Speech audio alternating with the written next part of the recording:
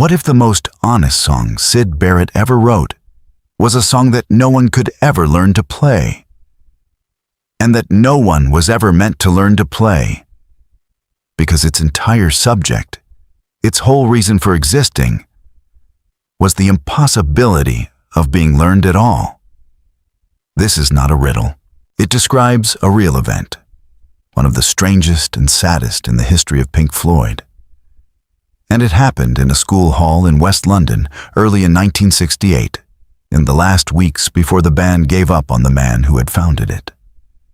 Syd Barrett, already sliding into the mental disintegration that would define the rest of his life, stood before his bandmates and announced that he had a new song for them to learn, and it was called "Have You Got It Yet?" And then he spent hours teaching it to them, and it could not be taught, because every single time the band began to catch it, every time they arrived at the chorus and prepared to answer the question of the title, Syd changed the song. The melody shifted. The chords moved. The structure rearranged itself beneath their fingers so that whatever they had just learned was already wrong. And the answer to the question, "Have you got it yet?" was guaranteed, every time, to be no. Roger Waters, who was there, later said he stood in that room for what felt like forever, while Syd sang the question, and Waters kept trying to explain that Syd was changing it constantly, and that he could not follow it. Nick Mason, who was also there, called it Syd's final, inspired demonstration of all his anger and all his frustration. It was a song built to be impossible, a composition whose only true content was that it could not be composed. And I want to argue that it may be the most honest thing Syd Barrett ever made, and one of the most haunting objects in the whole story of rock. To understand why it lands with such weight, you have to understand the moment it arrived in, because context is everything here. By early 1968, Syd Barrett was the problem the rest of Pink Floyd did not know how to solve. He had been their leader, their singer, their songwriter, the psychedelic wunderkind whose vision had defined the band's first sound and whose brilliance had carried them to the edge of stardom. And he was falling apart. The pressures of fame and, above all, an extraordinary intake of LSD had combined to unravel something in him. And his behavior had become erratic, unreliable, frightening. He had grown uncommunicative, sometimes catatonic on stage, staring out at audiences without playing, detuning his guitar mid-song, sinking into silences no one could reach. And the band, desperate not to lose the momentum they had spent years building, had just brought in a fifth member, the guitarist David Gilmour, an old friend of Syd's, initially as a way of covering for Barrett's unreliability, of having someone who could play the parts when Syd could not or would not. Barrett understood exactly what this meant. Mason recorded that Syd viewed Gilmour as an interloper, an intruder, the replacement being quietly slid into place beside him. And he was not wrong. The band was, in effect, rehearsing his removal in front of him. And it is into this atmosphere, this room heavy with the unspoken knowledge that Syd was being eased out of his own band, that he brought a song called "Have You Got It Yet?" and made it impossible to learn. Now think about what that gesture actually is, because it operates on several levels at once, and each one is more devastating than the last. On the simplest level, it is a piece of sabotage, and possibly a piece of revenge. Here is a man who knows he is being replaced, who can see the interloper standing in the room ready to learn his songs and play them better than he now can, and who responds by writing a song that cannot be learned, that the interloper and everyone else will fail at forever, that keeps the band trapped in the humiliating position of never being able to get it. Read this way, "Have you got it?" Yet is a cruel joke. A middle finger raised at the bandmates who were abandoning him, a way of saying, You want my songs? You want to take my place?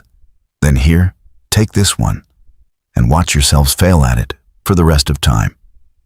There is a genuine cruelty in it, and Waters and Mason both felt the sting. But if that were all it was, it would be merely nasty. And it is not merely nasty. It is something far stranger and far more profound.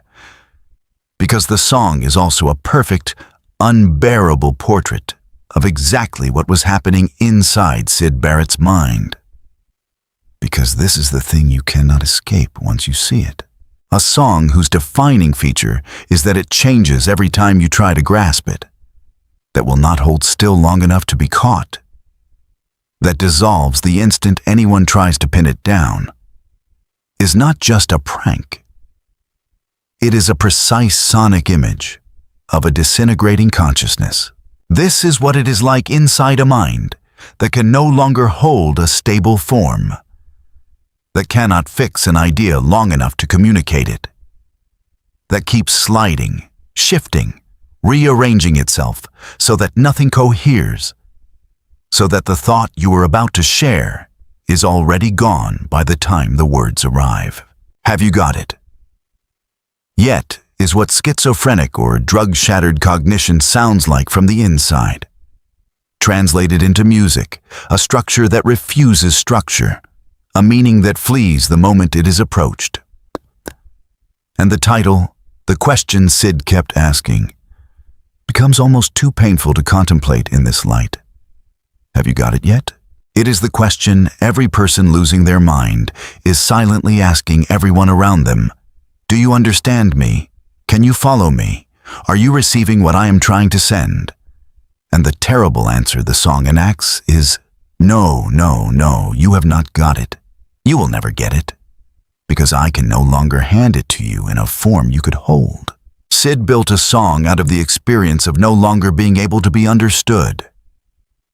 And then he asked the band, over and over, whether they had understood, knowing they never would.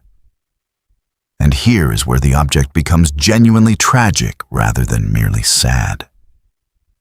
And where I have to be honest with you about something that cannot be resolved, because the whole horror of have you got it yet lives in a question we cannot answer. Was it deliberate? Did Syd Barrett know what he was doing? Was this a lucid, brilliant, bitter act of artistic sabotage?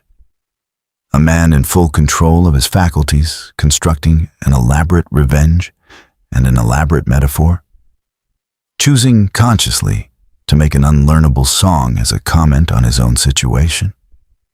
Or was it pure symptom, the involuntary output of a mind that genuinely could no longer play a song the same way twice, that changed the composition not as a strategy, but because it was no longer capable of not changing it? Because holding a form steady had become neurologically impossible? Waters seemed to think there was deliberate genius in it, calling it an authentic expression of mad genius, seeing the clever comedy in it. But that phrase itself, mad genius, is the whole unanswerable question compressed into 2 words, because it refuses to choose between the madness and the genius. And maybe it cannot choose. And maybe that is the point. Here is the unbearable possibility. Maybe, at the stage Syd had reached, there was no longer any difference between the two. Maybe the last lucid work of art and the first pure symptom were the same act. Maybe Have You Got It Yet is simultaneously the most controlled thing Syd ever did, and the most out of control, a piece of sabotage he chose and a breakdown he suffered, occupying the exact same notes. So that you cannot separate the artist from the illness, because at that moment, they had become one person. It is, in that sense, a double image made of sound and pain. A thing that reads as pointed genius from one angle and as helpless collapse from the other, and refuses to let you decide which is true. There is a detail that deepens this to the point of heartbreak, and it comes from what happened after Syd left the band. Because Have You Got It Yet was not, it turns out, A one-time performance. A single calculated stunt he pulled and then abandoned. When Barrett went on to make his solo records after Pink Floyd had let him go, the same thing kept happening.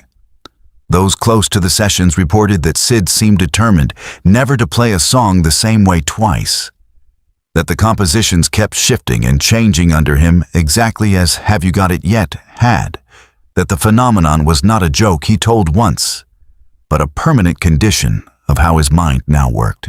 And this is the detail that tips the scales, at least for me, away from the reading of pure calculated cruelty and towards something far more devastating.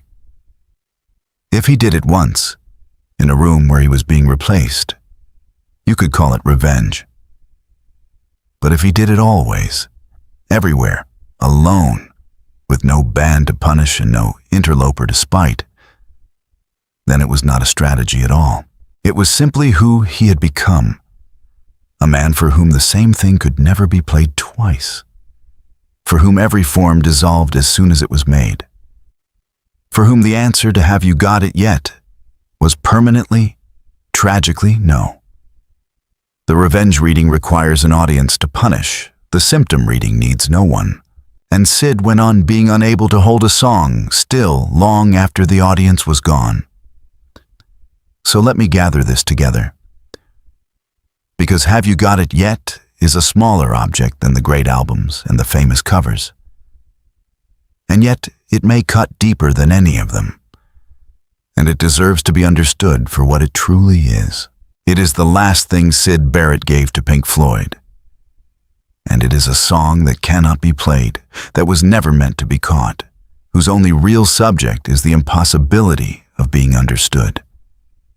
It is at once, and inseparably, a bitter joke aimed at the bandmates who were abandoning him, a precise musical portrait of a mind coming apart from the inside, and a question, have you got it yet?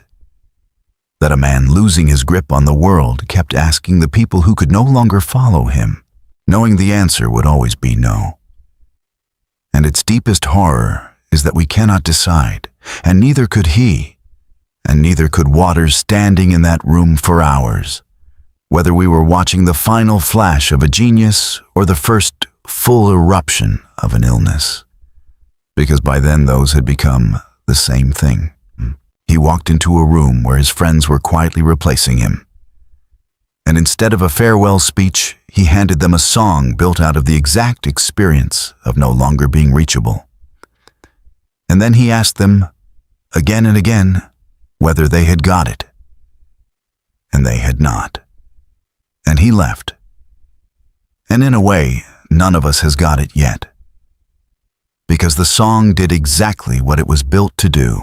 It made itself impossible to hold. And it is still impossible to hold more than 50 years later. Which is perhaps the only way a man who could no longer be understood could ensure that his last message would never be reduced, resolved, or explained away. If you want the rest of Syd's story, the whole arc of the brilliant boy who founded Pink Floyd and then vanished inside himself while the band he built went on to conquer the world, that runs all the way through my Pink Floyd dossier, and the link is waiting in the pinned comment. But the heart of this one is a single impossible song, and the question it will not stop asking.